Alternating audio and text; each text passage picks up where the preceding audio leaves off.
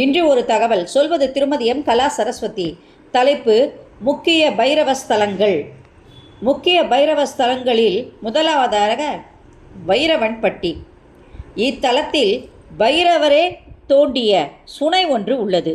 இங்குள்ள பைரவர் மகாசக்தி படைத்தவர். 2. திருக்கோஷ்டியூர்.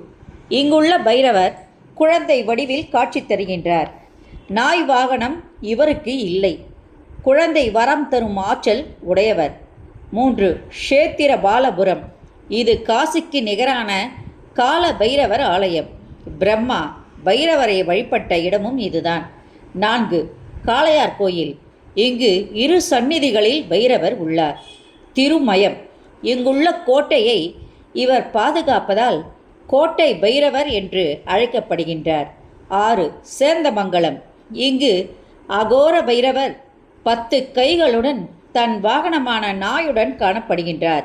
8 கைகளில் படைக்கலன்களும் 2 கைகளில் அபய வரத முத்திரைகளும் கொண்டு காணப்படுகின்றார். 7. முரப்பநாடு. இங்கு 2 பைரவர்கள் உள்ளனர்.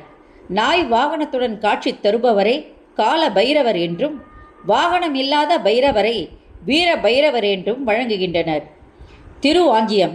இத்தலத்தில் பைரவர் அமர்ந்த நிலையில் காணப்படுகின்றார். எனவே இவர் ஆசன பைரவர் என்று அழைக்கப்படுகின்றார். 9. திருப்பாஞ்சேத்தி. இங்கு பைரவர் 2 நாய்களோடு அருள் தருகின்றார். ஒரு நாய் நின்ற கோலத்திலும் மற்றொரு நாய் அமர்ந்த கோலத்திலும் உள்ளது. 10. நாகை. இங்கு சம்ஹார பைரவராக காலனின் திசையான சிம்ம வாகனத்தில் காட்சி தருகின்றார். 11. கும்பகோணம்.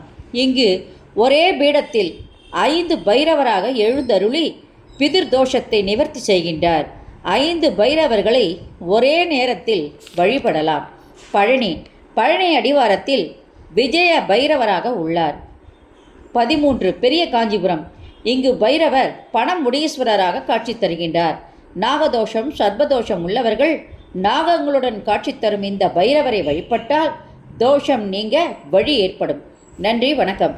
இந்த ஆடியோ வீடியோ உங்களுக்கு பிடிச்சா லைக் பண்ணுங்கள், ஷேர் பண்ணுங்கள். கொளத்தூர் பாபா டெம்பிள் சேனலுக்கு நீங்கள் சப்ஸ்கிரைப் பண்ணுங்கள். Thank you so much.